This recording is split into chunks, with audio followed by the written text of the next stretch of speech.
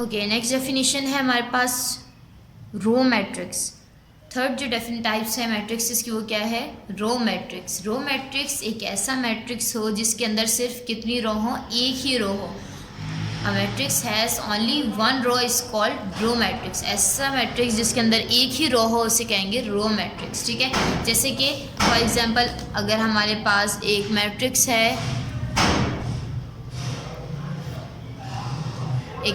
है, जिसके अंदर हमारे पास यहाँ लिखा हुआ है 2 3 5, तो ये इसमें रोज़ की तादाद कितनी है? रो तो एक ही जा रही है, नीचे कोई वैल्यूज़ नहीं है कि एक और रो हो, तो रो कितनी है? इसमें रो की तादाद 1 है। अगर किसी मैट्रिक्स में एक ही रो हो तो उसे कहेंगे रो मैट्रिक्स। ठीक है, क्या कहेंगे उसे?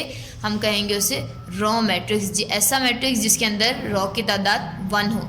इसके अलावा और भी एग्जांपल्स हम ले सकते हैं। फॉर एग्जांपल एक्स वाई लिखा हुआ है। अब इस मैट्रिक्स में कितनी रोज़ हैं? इस मैट्रिक्स में भी एक ही रो है, ये एक ही रो जा रही है, तो एक ही रो वाले मैट्रिक्स को क्या कहेंगे? रो मैट्रिक्स कहेंगे। Okay, next one is square matrix. Square matrix क्या होता है? एक ऐसा मैट्रिक्स जिसके अंदर रोज़ की तादाद और कॉलम की तादाद एक जैसी हो, बिल्कुल इक्वल हो, उसे कहेंगे स्क्वायर मैट्रिक्स। यानी अगर किसी मैट्रिक्स के अंदर 2 रोज़ हैं तो कॉलम भी 2 ही होने चाहिए। अगर किसी मैट्रिक्स के अंदर 3 रोज़ हैं तो कॉलम भी 3 ही होने चाहिए। अगर रोज़ और कॉलम की तादाद इक्वल होगी उसे कहेंगे स्क्वायर मैट्रिक्स। और अगर रोज़ और कॉलम की तादाद इक्वल नहीं होगी तो उसे हमने पढ़ा था कि उसे क्या कहेंगे? Rectangular matrix. ठीक है, तो अब स्क्वायर मैट्रिक्स की एग्जांपल देख लेते हैं। स्क्वायर मैट्रिक्स की फॉर एग्जांपल अगर हमारे पास एक मैट्रिक्स हो इस तरह का ABCD, तो इसमें आप बताएं ज़रा कि रोज़ कितनी है? 1 2, रोज़ कितनी हो गई इसमें? 2। कॉलम कितने हैं? 1 2, कॉलम की तादाद हो गई 2। दोनों की तादाद इक्वल है, तो इसका मतलब क्या है?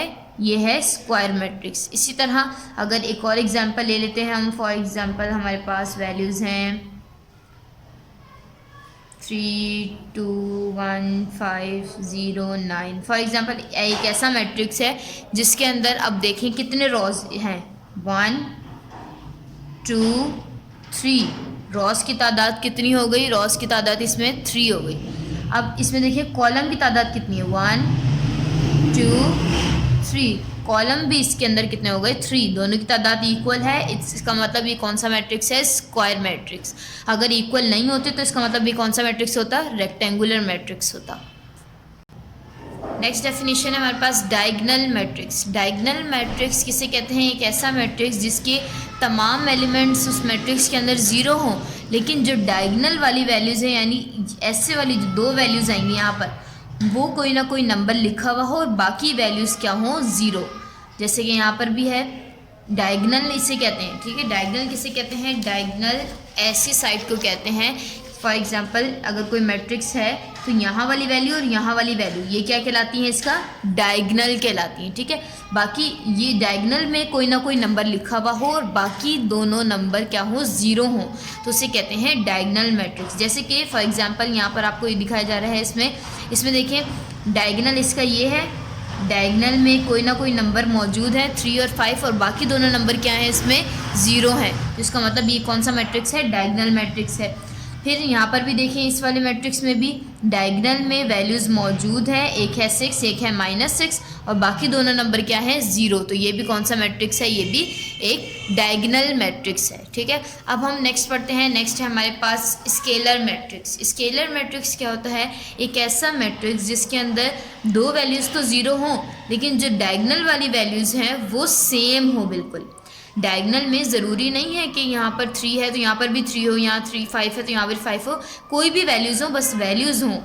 लेकिन स्केलर में यहाँ वाली दोनों वैल्यूज़ का सेम होना ज़रूरी है, यानी यहाँ दोनों वैल्यू को 0 होना ज़रूरी है और यहाँ दोनों वैल्यू को सेम होना ज़रूरी है, तो उसे कहते हैं स्केलर मैट्रिक्स। अब इसकी एग्जांपल देखें। स्केलर मैट्रिक्स में ये दोनों वैल्यूज़ बिल्कुल सेम हो और ये दोनों वैल्यूज़ क्या हो? 0 हो। इसी तरह अगर यहाँ पर लिखा हुआ हो 2 2 और यहाँ लिखा हुआ हो 0 0, तो ये मैट्रिक्स भी कौन सा मैट्रिक्स होगा? ये स्केलर मैट्रिक्स होगा। स्केलर मैट्रिक्स के लिए ज़रूरी है कि ये वाली दोनों वैल्यूज़ सेम होनी चाहिए।